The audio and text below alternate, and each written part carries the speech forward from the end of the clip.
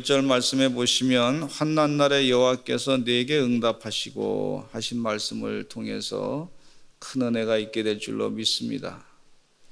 다윗도 환난을 많이 경험했어요. 사울왕한테 미움을 받아가지고 도망자 신세가 됐는데 하루하루가 환난이죠. 고난이죠. 그리고 사울왕 앞에 억울함을 당했던 그런 사람들이 400명이 자기와 같이 다녔으니까 그 400명을 끌고 다니면서 그 사람들이 얼마나 상처가 많이 있는 사람입니까? 그 상처가 있는 많은 사람들과 같이 끌고 다니면서 데리고 다니면서 그들의 그 상처를 다 들어주니까 또 그들끼리 또 불편한 일도 많이 생겼으리라 생각합니다. 그러니까 얼마나 힘들었을까. 본인 혼자 몸이라면 그냥 잘 도망갈 수도 있었을 텐데 혼자. 근데 400명을 끌고 다니면서 그렇게 도망자 신세로 살아갔다. 참 환난 날. 또 압살롬이라고 하는 자기 아들이 반역을 해가지고 자기를 얼마나 고통스럽게 했는지 몰라요. 자녀가, 그것도 사랑하는 자식이 사랑을 그렇게 많이 베풀어 줬는데 형을 죽인 것을 용서까지 해줬는데, 그런데 그 자녀가 자기를 반역을 해서 왕위를 뺏겠다고 하니 이게 보통 환난 날이 아니죠. 환난 날에 내게 응답하시리로다. 그 환난을 많이 경험했던 다윗이 하나님께 기도함으로 말미암아 하나님께서 응답하시는 것을 다 체험했어요. 그 체험하고 난 다음에 환난 날에 하나님께서 내게 응답하실 것이다. 그렇게 말씀해 주고 있어요. 오늘 새벽을 깨어 기도하러 오신 분 가운데도 아마 환난을 지금 겪고 계신 분이 있으리라 생각합니다. 내가 원치 않는 그런 상황을 막닥뜨려 가지고 그런 상황 속에 계신 분도 계시리라 생각해요. 요셉이 환난을 경험했어요. 자기가 환난을 일부러 얻으려고 노력한 것도 아니에요. 형들이 미워가지고 요셉을 구덩이에다 갖다 집어넣어가지고 죽이려고 했단 말이죠. 그리고 보디발 장군의 애굽의 집에다가 애굽에다 노예로 팔아버렸어요. 환난을 지금 요셉의 환난을 경험하신 분도 계시라 생각합니다. 또 본인이 전혀 생각하지 않았던 이상한 일이 욥과 같이 말이죠. 마귀의 시험에 의해서 환난을 겪고 있는 사람도 있으리라 생각합니다. 내가 원하는 환난을 일부러 원하는 사람이 어디 있겠습니까? 그런데 인생을 살다 보면 자신이 혹은 실수해가지고 환난을 겪을 때도 있습니다. 그러나 그 환난 때에 하나님이 응답하신다. 이 믿음을 가지시고 하나님을 찾으시는 여러분 되시기를 간절히 축원합니다. 환난을 다 인생 가운데 겪지 않는 사람들이 없어요. 거의 대부분이 인생 살면서 환난을 겪습니다.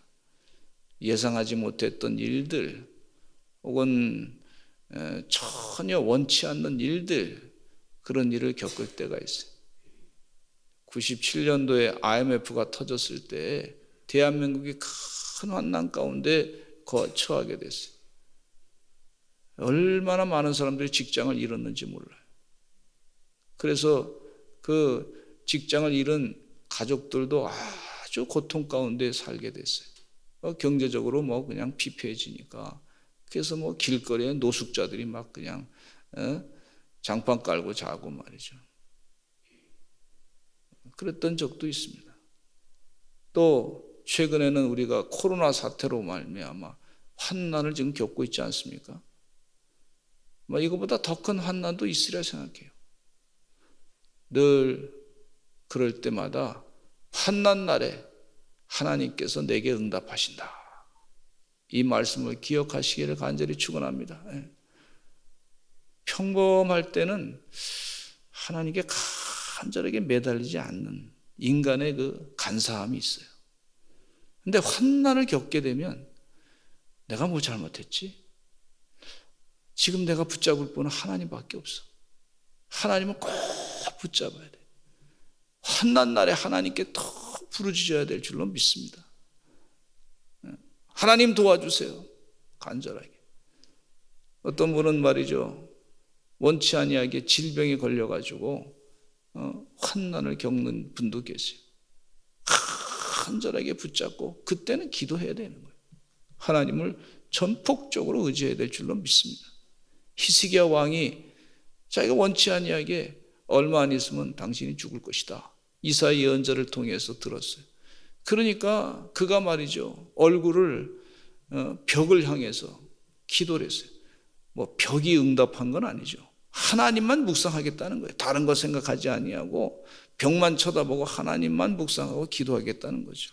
간절하게 환난 날에 기도했더니 하나님께서 히스기야 왕에게 응답하시기를 내 생명의 수완이 15년이나 더 할 것이다, 그렇게 약속을 해주셨던 것을 볼 수가 있어요. 환난 날에 내게 응답하신다, 그 하나님이 계시다, 얼마나 감사한지 몰라요.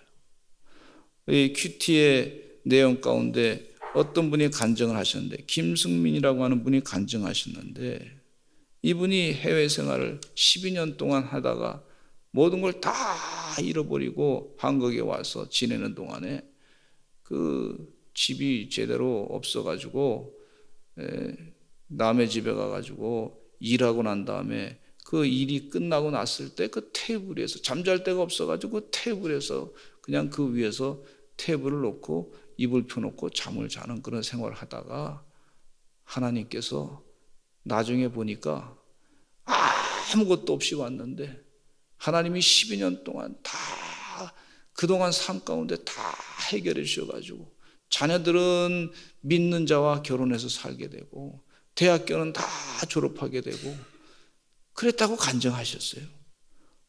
환난 날에 하나님께서 나에게 응답하셨습니다.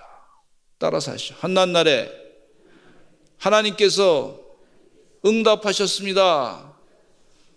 아주 모멸감도 느끼고 그냥 노동도 그냥 아주 아주 강도 높은 노동도 하가면서 그러면서 지내는 동안에 하나님을 끝까지 붙잡고 교회를 떠나지 아니하고 말씀대로 살려고 애를 썼더니 환난 날에 내게 응답하셨다. 요셉도 환난 날에 13년 동안 하나님을 떠나지 아니하고 환난 날에 의지했더니 하나님께서 애굽의 국무총리로 바꿔주신 것을 볼 수가 있고, 환난 날에 하나님께 간절하게 기도했더니 욥도 말이죠, 하나님께서 나중에 배나 큰 축복을 해주셨던 것을 볼 수가 있어요. 환난 날에 응답하시는 하나님이신 줄로 믿습니다. 다윗도 환난을 겪었을 때 결국 환난이 끝이 나는 것을 경험하면서 하나님께서 응답하셨습니다, 그렇게 고백하신 것을 볼 수가 있어요. 근데 하나님께서 이 다윗은요, 또 말씀 가운데 야곱의 하나님의 이름이 너를 높이 드신다 그랬으니까 하나님께서 우리 이름을 높여주신다, 그렇게 약속을 해주시고 있으니까 그 약속을 믿고 사시기를 간절히 축원합니다. 그리고 하나님 뜻대로 살고자 했을 때 성소에서 너를 도와주신다, 성전 중심의 생활을 했던 것을 볼 수가 있어요.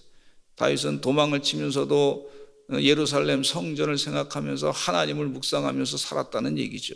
하나님께서 나에게 은혜 주셨던 말씀을 기억하면서 살았다는 얘기죠. 그 예배 드릴 때 그 기쁨을 늘 간직하면서 살았다는 얘기죠. 성전 중심의 신앙생활을 했던 걸 볼 수가 있어요.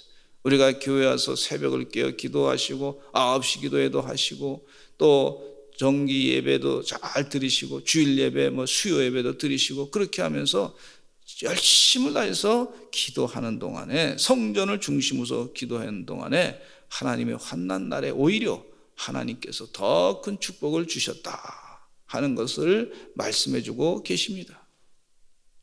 주의 은혜 가운데 환난 날에 성전을 중심으로 한 신앙생활 하시기를 간절히 축원합니다.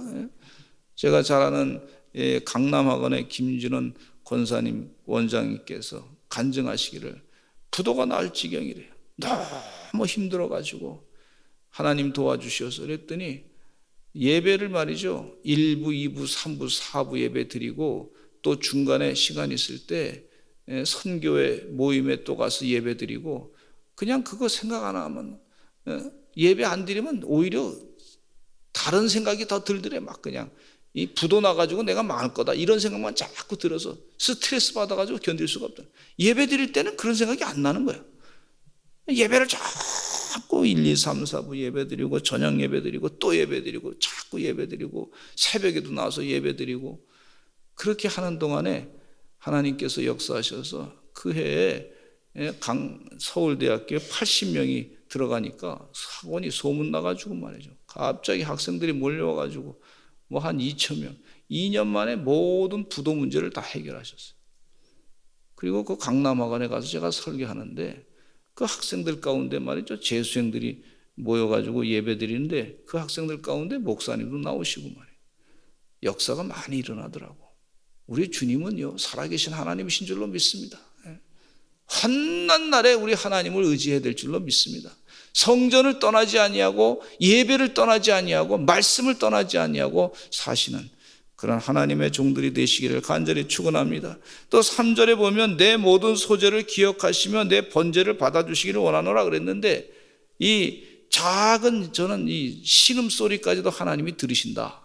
우리가 예배 드릴 때도 이 작은 기도회 예배도 하나님이 들으시고 속회 예배도 들으시고 개인적으로 가정에서 드리는 예배도 들으시고 받으시고 번제까지도 우리 주일 예배도 받으시고 절기 예배도 받으시고 그러신다는 거예요.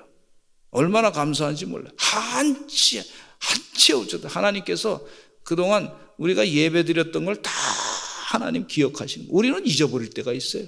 우리가 기도해놓고 어떤 때는 잊어버릴 때가 있어요. 근데 하나님은 기억하시는 하나님이신 줄로 믿습니다. 하나님은 잃어버리지 아니하신 하나님. 근데 죄는 예수님께서 말씀하시면 다 간과해 버리신다 그랬어요. 다 그걸 잊어버리신다 그랬어요. 얼마나 감사한지 몰라요. 하나님께서 우리의 기도를 다 들어주시고 응답하시는 신음소리까지 다 응답하시는 우리 주님이신 줄로 믿습니다. 하나님 지금도 살아서 역사하신 하나님이신 줄로 믿습니다. 그리고 환난 날에 승리가 있을 것입니다. 4절 말씀해 보니까 같이 한번 읽어보겠습니다. 시작. 내 마음의 소원대로 허락하시고 내 모든 계획을 이루어 주시기를 원하노라. 할렐루야. 내 마음의 소원대로 허락하신다. 내 모든 계획을 이루어 주시기를 원한다. 얼마나 큰 축복인지 몰라요. 하나님의 뜻대로 생명을 살리기 위해서 애쓰시는 그런 하나님의 종들의 하나님께서 그 응답을 다 들어주신다. 그렇게 말씀해 주고 있어요. 우리 교회가 처음에 성전을 짓고 나니까 차가 있는데 말이죠. 차를 주차할 데가 없어, 버스를. 그래서 저 길바닥에다 세워놨더니 동네 사람들이 전화해가지고 저한테 항의로 막 전화해요. 목사님, 목회를 그렇게 하시면 됩니까? 주민들한테 피해 주면 됩니까? 그러면서 막 각종 욕을 막 하시더라고요. 아유, 죄송하다고. 불편하기도 죄송하다고. 그래서 너무나 속상해가지고 그 사람하고 싸울 이유가 없잖아요. 죄송하다고. 그냥 죄송합니다. 그러고 너무 속상해가지고 내가 성전에 와서 하나님께 기도. 하나님, 주차장이 모자라서 그런데 주차장을 주시옵소서 그랬어요. 하나님께서 그러니까 얼마 지나고 난 다음에 주차장을, 땅을 또 주셨어요. 하나만 주신 게 아니라 이것도 주시고 저것도 주시고 또 주시고 자꾸 주시더라고. 별로 아멘을 안 하시는데 이거 회개하셔야 될 줄로 믿습니다. 아멘. 자꾸 주시더라고 하나님께.